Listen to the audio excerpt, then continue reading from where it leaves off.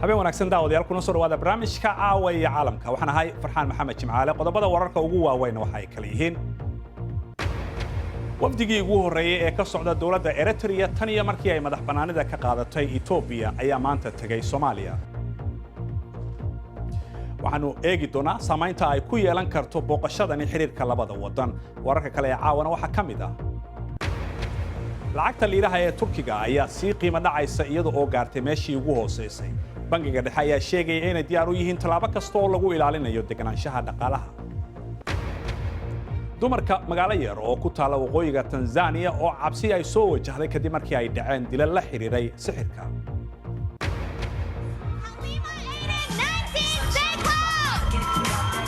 Halima Aadan waxay xayeysiisaa dharka iyada oo xijaaban waxay dib ugu noqotay xerada Kaakuma oo ay ku noolaan jirtay gabadhan Soomaalida ah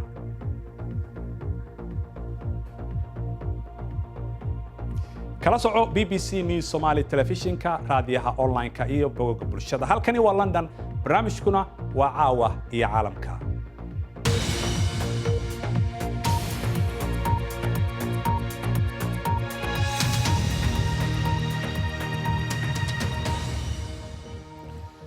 waxaanu ku bilaabaynaa wafdi uu hogaaminayay wasiirka arrimaha dibadda ee Eritrea ayaa saaka tagay magaalada Muqdisho ra'iisul wasaaraha Soomaaliya Xasan Cali Khayre ayaa garoonka Muqdisho ku soo dhaweeyay waana markii ugu horeysay ee madax ka socota Eritrea ay booqato Soomaaliya tan iyo intii dalkani uu madax banaanida ka helay Ethiopia oo uu ku biiray qaramada midoobay sanadkii 1993 Eritrea waxa hore lagu eedeyn jiray in ay gacan military ay siiso kooxda Al-Shabaab ee la dagaalanta dawladda Soomaaliya si kastaba ahaatee madaxweynaha Soomaaliya Maxamed Cabdullaahi Farmaajo ayaa booqday dhamaadkii bishii hore magaalada Asmara isagoo heshiis lagu hagaajinayay xiriirka labada dal la saxiixday dhigiisa wadankaasi madaxweyne Isaias Afwerki haddaba xiriirka cusub ee labada dal ayaa siyaabo kala duwan looga falceliyay waxaana Djibouti oo ka hadashay ay tiri jamhuuriyadda Djibouti si weyn ayuu u dhibay hadalkii madaxweyne Farmaajo ee ahaa in xayiraadda hubka laga qaado wadanka Eritrea haddaba wasiirka arrimaha dibadda ee Soomaaliya ayaa ka hadlay sababta wafdigani Muqdisho ay u yimaadeen wafdigu wuxuu ka kooban yahay wasiirka arrimaha dibadda Eritrea iyo la taliyaha madaxweynaha waxay u yimaadeen in iyagoo ka jawaabaya socdaalkii dhawaan uu madaxweynuhu ku tagay dalka Eritrea ayay goosteen inay dhaqso uga soo jawaabaan muhiimadda waxaan baarsan yahay waxa weeye in la xoojiyo xiriirka labada dal ee walaalaha ka dhaxeeya goorweed ayaan haddaba waxaan la hadlay Dr. Xasan Sheekh Cali Nuur oo ah nin ka faalooda arrimaha geeska si arintani uu xogo yiraahdo Soomaaliya wadamada diriskeeda iyo adduunyada oo dhan inay calaaqaad la samaysato oo ayna soo booqdaan oo aan booqano waa qayb kamid ah adeega iyo farsamo wanaagga dawladnimada Eritrea weligeed ma cadaysan oo si cad uma ayna dhihin waxay taageertaa Al-Shabaab laakiin waxyaabaha lagu eedeeyay waxa kamid ah markii la saaray cunaqabateynta inay Al-Shabaabna taageerto isla markaasna ay duulaan ku ahayd qarnimada Djibouti saas ayaa lagu saaray cunaqabateynta marka hadda ma sheegi karno oo ma dhihi karno taageero ay siinaysa hadii waayaan ayaa Al-Shabaab laga adkaana ama waa adkaanayaan ma dhihi karno taas waxaan u kaadina waqtigan sugayna geeska Afrika waxa ka socda isbedelaasi waxay leeyihiin istiraatiijiyada kala duwan ay leeyihiin anigu waxaan qabaa inay soo socoto cabsi siyaasadda Soomaaliya ee arrimaha dibadda asal ahaanba waxay ku socotaa wado aan sax ahayn oo aan lagu sameeyeen wax akhris ama diraasad waa tahay haddaynu u gudubno dhinaca kale madaxweynaha wadanka Turkiga Recep Tayyip Erdogan ayaa ku eedeeyay Mareykanka in ay dhabarka midi ay kaga galiyeen dalkiisa oo la ahaa saaxiib dhow xiisadan diblomaasiyadeed ayaa imanaysa iyadoo lacagta liiraha ee wadanka Turkiga ay aad hoos ugu dhacday boqolkiiba 40 sanadkan oo kaliya 2018 hoos u dhac ayaa ku yimid waxaase la soo saaray barnaamij dhaqaale oo cusub maanta kumana aanu soo celin kalsoonidii loo baahnaa dhinaca suuqyada dawladda waxa kale oo ay ku eedeysay baraha bulshada inay mas'uul ka yihiin hoos u dhaca qiimaha lacagta maanta ayaa afayeenka madaxweynaha Turkiga Ibrahim Kalin waxa uu ka digay in arintani ay dhibaato tahay waxaana uu yiri wararka mala awaalka ah ama ficilada arintani waxa ay noqonaysaa buu yiri talaabooyinkii loo baahnaa in la sameeyo si markaasi dhaqaalaha wadanka loo dejiyo haddaba haddaynu eegno wasaaradda arrimaha gudaha ayaa waxay sheegaysaa inay qaadayso tallaabooyin sharciga oo markaasi wax looga qabanayo 346 barood oo kuwa bulshada ah oo loo haysto inay lacagta ay hoos u dhigeen si dandaansi ku dhisan tafaasiisha warkaasi waxaa noo haya cabdiraxmaan bidhaan xaaji daahir madaxweynaha Turkiga ayaa ku adkaystay mowqifkiisii shalay maruu hadlayay isagoo u sheegay taageerayaashiisu in lacagta hoos u dhacday ee Turkigu ay tahay shirqool siyaasadeed iyadoo xaaladdu taagan tahay ayaa uu u door xulay dowladda Mareykanka oo ay ku wada jiraan NATO jawaabteenna kuwa caalamka ku haya dagaalka dhaqaale ee dalkeenna uu ka mid yahay waxa weeye waxaynu helaynaa suuqyo cusub iyo xulufo cusub inkastoo khudbado adag jeedinayay haddana hoos u dhaca lacagta liiruhu way sii socotay iyadoo 40% dhacday sanadkan marka loo eego dollarka Mareykanka madaxweynaha Mareykanka ayaa isagu labalaabay cashuurta birta iyo aluminiyumka taas oo keentay in liiruhu 20% maalin qura dhulka galo cilaaqaadka labada dhinac ayaan fiicnayn tan iyo markii inqilaabku dhicisoobay 2016 kaasi oo la rabay in Erdogan xukunka lagaga tuuro waana ninkan ka labada dal u horseeday xurgufta cusub Turkiga ayaa taxaabay baadarigan Mareykanka ah Andrew Brunson oo looga shakiyay inuu ku lug lahaa inqilaabkaasi dhicisoobay iyadoo Mareykankuna rabaan in la sii daayo ayaa madaxweyne Erdogan uu ka goos adeegay waxay yiraahdeen baadariga sii daaya waxayna noo qabteen 6da gelinka dambe ee Arbacada waxayna yiraahdeen haddii aan la sii dayn waan cunaqabatayn doonaa dadka caadiga ah Turkiga ayaa hadaba xiisada socota waxay maciishadoodii ka dhigtay qaali iyadoo lacagtii u kaydsaneedna ay qiimo beeshay ganacsatada yaryar ee Turkiga ayaa ka baqaya in hoos u dhaca lacagtu uu horseedi karo in dhaqaaluhu galo xaalad cakiran wasiirka maaliyadda ayaa sheegay inay dejiyeen qorshe caawinaya bangiyada iyo ganacsatada dhexe iyo kuwa yaryarba Berat Albayrak ayaa inta raaciyay inuu maanta soo bandhigay qorshihiisaasi dadka Turkiga ayaa rajeynaya inuu dejin doono xaaladda suuqyada isla markaana uu baritaari doono lacagta liiraha ee hoos u sii dhacaysa bal markaan aynu eegno qodobada kale ee ku jira wararka dunida ee maanta tobanaan qof ayaa weli la yahay kadib markii uu qarax ka dhacay saldhig hub oo ku yaala Suuriya wararkii ugu dambeeyay ayaa sheegaya in 67 qof oo ay ku jiraan 12 caruur lagu dilay gobolka Idlib oo intiisa badan gacanta ay ku hayaan mucaaradka qaraxa ayaa dhulka soo dhigay dhisme lagu hayay hubka oo ay lahaayeen dad hubka soo galiya dalkaasi madaxweynaha Tunisia ayaa soo jeediyay sharci baarlamaanka la hordhigay oo ah in dhaxalka ay u sinaadaan ragga iyo dumarka si kastaba ahaatee sharcigan madaxweyne Essebsi uu soo bandhigay ayaa u muuqda mid la diidan yahay laakiin wuxuu fursad u siinayaa qoysaska inay sharciga isticmaali karaan islaamka haddii ay doonaan inta aan loo codayn waxa looga doodayaa baarlamaanka codadka ayaa la tirinayaa wareegii labaad ee doorashada madaxweynaha Mali codaynta oo dhacday shalay ayaa la sheegayaa in ay dadkii ugu yaraa isugu soo baxeen inkasta oo ammaanka la xoojiyay madaxweyne Ibrahim Boubacar Keita ayaa waxa la filayaa in uu guuleysto mar labaad natiijadana waxa la dhowrayaa bisha maalinta Jimcaha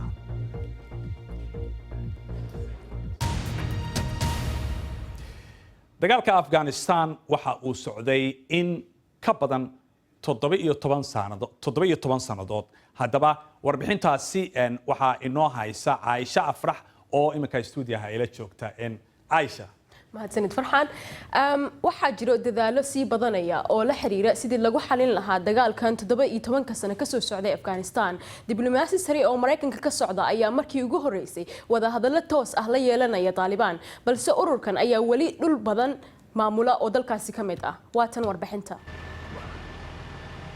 boorka iyo kuleelka Helmand halkan waa goob lagu dilay boqolaal askari oo British ah waxayna ku dhawaatay inay ku dhacdo gacanta Taliban ciidamada Britain ayaa gabi ahaanba ka baxay 4 sano ka hor laakiin askarta Mareykanka ayaa tartiib u soo noqonayay kaligood ayay hadda ku yihiin waxayna ilaalinayaan saldhiggii hore ee askarta Britain ee Compassion waxay ahayd muhiim inaan ku soo laabano halkan 2 sano ka hor haddii aynan soo noqon lahayn waxaan filayaa in gobolka Helmand uu si buuxda ugu jiri lahaa gacanta Taliban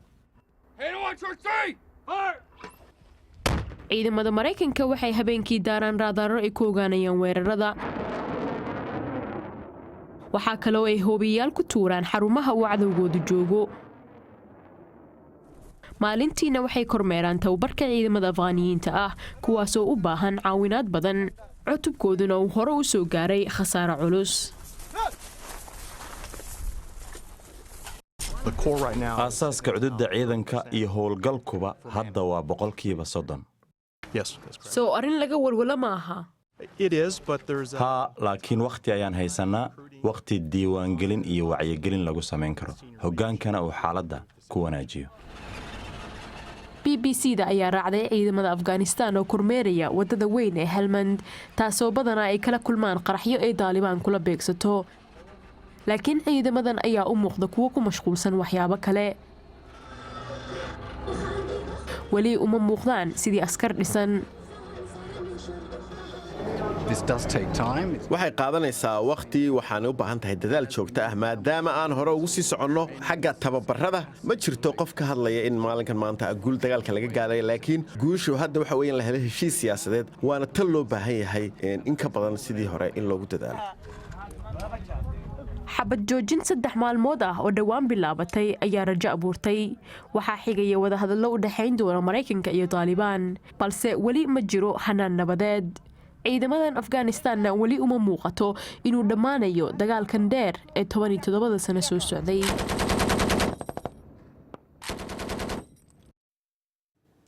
mar walba waxaad naga daawan kartaan boggayaga BBC Somali Facebook fadlan raadi BBC News Somali halkaasi oo aad ka heli doonto muuqaallo falanqayn iyo warar dheeraada oo ku saabsan wararkii ugu dambeeyay ee BBC News Somali. weli waxay noo soo socda oo aad maqli doontaan dumarka magaalo yar oo ku taala waqooyiga Tanzania oo cabsi soo wajahday. weli waxaad daawanaysaa barnaamijka caawiya caalamka ee BBC Somali balan xasuusiyo qodobada wararka ugu waaweyn. wafdigii ugu horeeyay ee ka socda dowladda Eritrea tan iyo markii ay madax banaanida ka qaadatay Ethiopia ayaa maanta tagay Soomaaliya. Halima Aadan oo xayisiisa dharka iyada oo xijaaban waxay dib ugu noqotay xerada Kakuma oo ay ku soo kortay. cabsi ayaa ka taagan magaalo yar oo ku taala waqooyiga Tanzania kadib dilal isxigay iyo waliba kufsi jirdil iyo dumar si gaara loo bartilmaameedsanayay in ka badan 8 kiis ayaa dhowrkii bilood ee la soo dhaafay ka dhacay halkaasi. waxa la eegtaa dumarka kaliya oo socda iyo kuwa beeraha ku soo daaha. Axmed Xaaji Xasan ayaa ka waramaya. way isla noolaayeen dhaqaale ahaanna hooyadeed ayay ku tiirsaneed Saara waxaana la dilay maalmo ka hor intuusan cunugeeda saddexaad dhalan.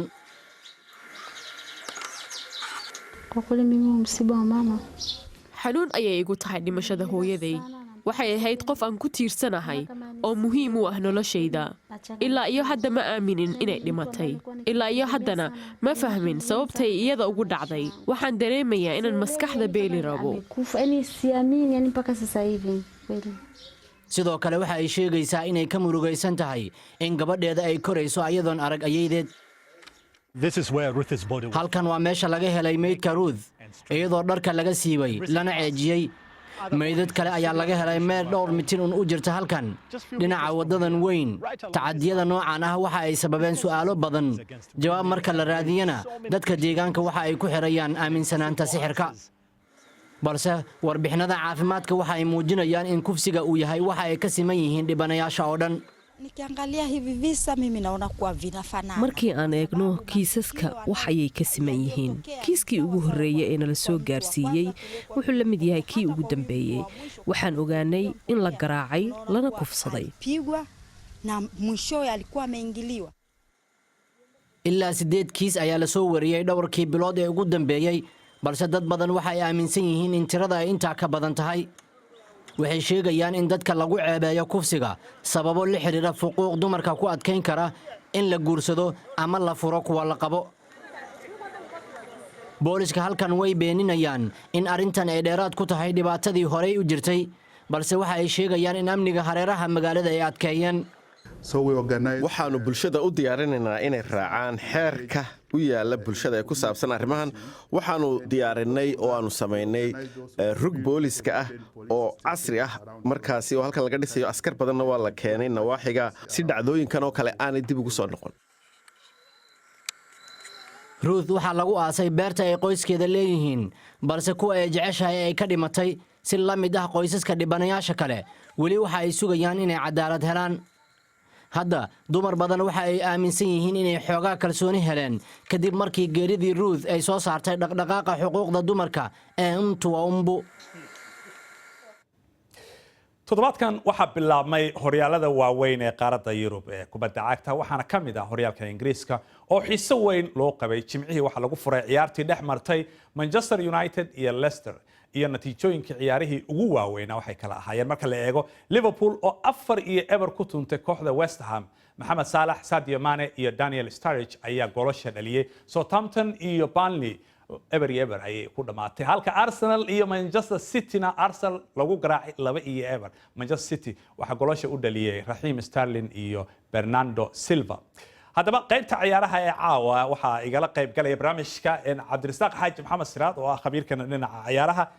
dhinaca magaalada Muqdisho waxa Skype-ka uga jira Maxamed Qadar Ibrahim oo ka faalooda ciyaaraha oo Muqdisho ku sugan waxaan ku hormarayaa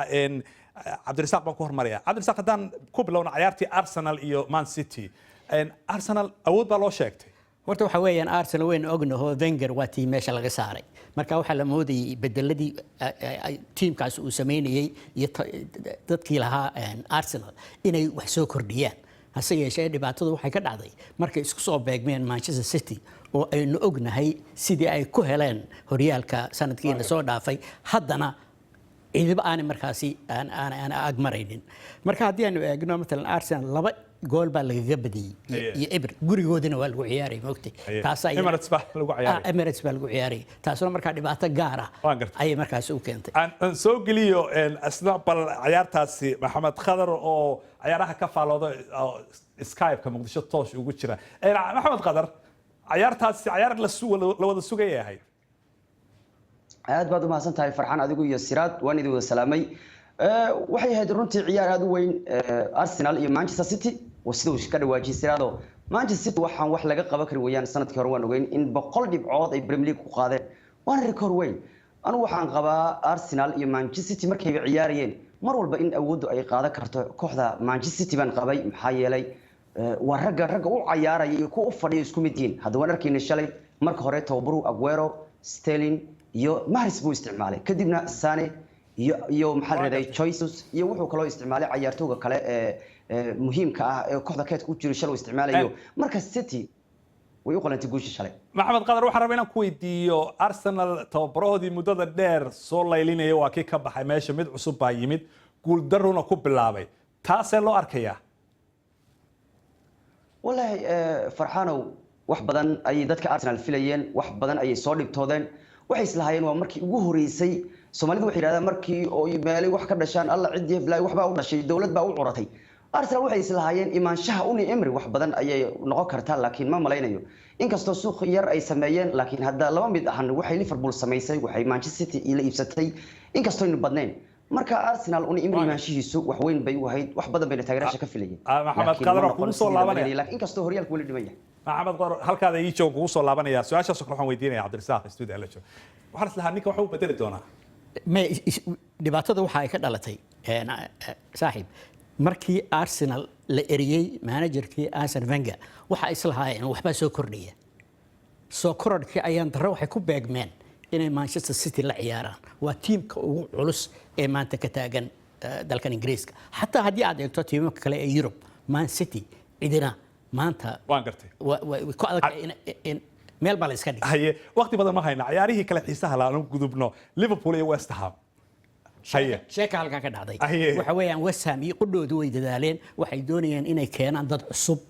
oo isbedel ay keenaan laakiin Liverpool oo aad moodo inaan ciidba ka hor imanaynin oo seen ogday Mohamed Salah iyo ragga ahaa Mane u joogaan 4 gool iyo Eber inay kaga badiyaan West Ham meesha ma oolin laakiin ciyaarta inta badan boqolkiiba 80 ama 70 waxa wadatay yani goolku kubadda waxa haystay baad leedahay West Ham maya waxa haystay Liverpool ba haystay cidla laga helay tiimka West Ham Maxamed bal adiguna maxaad ka leedahay ciyaartii Liverpool iyo West Ham Farxaan aad baad u mahadsantahay Liverpool sanadkan waa sida ishaarta u badan tahay in markii ugu horeysay 9 ay qaadi karaan runtii neeyahow waxay la tahay sanadkan sida isku dhisan dartood waxay yihiin kuwa favourite-ka ugu cadcad horyaalka inkastoo Manchester City aanu la dhayalsan karin haddana sanadkan xoogaa rajo fiican ay Liverpool haysataa oo weyn waliba maxamed saalax waa kii xoogaa rajo xumada dhinaca iyo ciyaarihii koobka adduunka ay ka soo qabsato dhaawaca gaaray sidii uu ku dhameeyay xilli ciyaareedkan cusubna waxaan ma la filayay marka leega dhaawaciisii maya dadka Soomaalidu waxay ku leeyihiin maya sanadka koowaad waa laga yaabaa ciyaarto inay sida dhan ugu qabatay ku leeyahay laakiin sanadka dambe sida ma noqon doono laakiin Saalax shal wuxuu muujiyay durba akoonkiisa inuu furtay walina u tartami karo goolasha wala ogtahay Soomaalida ayaan taan waa iska Maxamed Saalax xiisayhino tan iyo sanadii hore wacdaru ciyaaruhu ka dhigay walina hadda Maxamed Saalax waa sii taagay hayo wacdaradaha kan inuu sii wadi karaan maleynaya ninku Manchester United iyo Leicester maxaad ka leedahay soo koobay waqti ma hayna waxaan ka leeyahay Manchester inkastoo suuqa ay ku wareereen haddana xoogaa waa iska roorooyihiin inkastoo Pogba iyo gool ay heleen laakiin waxaan u maleynayaa Manchester sanadkan inay tartami karto laakiin balse ma ahan kuwa ugu cadcad marka laga reebo City iyo Liverpool waxay noqon karaan haddii wax walba ay dhacaan in xoogaa yar iyagu ay sanadkan meel fiican gaari karaan laga yaabay culays ma saarno inayba geedkuba duubtaan baaba laga yaabaa waan gartay maxamed adoo soo koobaya maxaad is leedahay sanadkan yaa koobka qaadi doona saadaashaada farxaano inkastoo Premier League uu yahay meel yar yar ka iyo waaweyn kuwa aadan kala fahmay oo kooxo yar yar iyo kuwa weynba ay isku mid yihiin West Ham waa suuqa galaysa ciyaartoy boqolaal ka bixinaysa aan waxay la tahay sanad ciyaareedkan inkastoo ay adag tahay Manchester City in ay difaacan karto ayaa loo badinayaa oo yaani tan iyo 2007 ma dhicin koox ay difaacato tan Manchester laakiin waxa maleynayaa in Man City inay dadaali doonto oo ay ku qaadi karaan markale maxamed qadar aad baad u mahadsantahay adiga iyo Cabdirasaaq Xaaji Catoosh Cabdirasaaq Xaaji Maxamed Siraad inta ayaan kaga gudbaynaa ciyaarihii bal markana aynu eegno Xalima Aadan oo ah danjira u ah hay'adda UNICEF waxay xil markaasi ay ku tilmaantay hay'addaas markii looga dhigay ambassador amaba danjira in uu noqoto guul weyn inay gaartay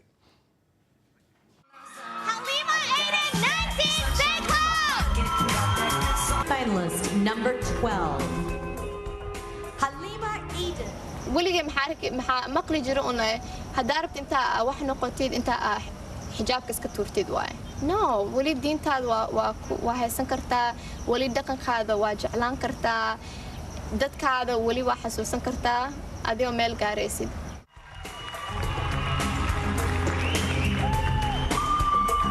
Semi-finalist number 13 ولقي قف oo xijaaban asturan waligood ma suubin Soomaali way suubin jirtay bar waligood like ma xijaabanin anna xijaabkayga ku soo galay iyo dhar asturan so maxaraba intay gabdhaha arkaan intay waxay maskaxdooda galiyaan way suubin karaan ayagoo isbedelin ayagoo isdeheen wadankayga ma laakiin inta ka qayb galo waay laakiin inta isbedelo waay ma dhaqankan ma ka bixin because Soomaali badan ba fashion suubisa iimaan fiiri like ayaan all these gabdho way suubiyaan for example kaakumo wax badan wali u baahanahay iskuulayaasha horta ka bilowno right maxaa rabaa 3 sano ka bacdi 2 sano ka bacdi inta ayaan ku soo gabagabaynaynaa barnaamijkeena caawa waad ku mahadsantihiin daawadayaal habeen wanaagsan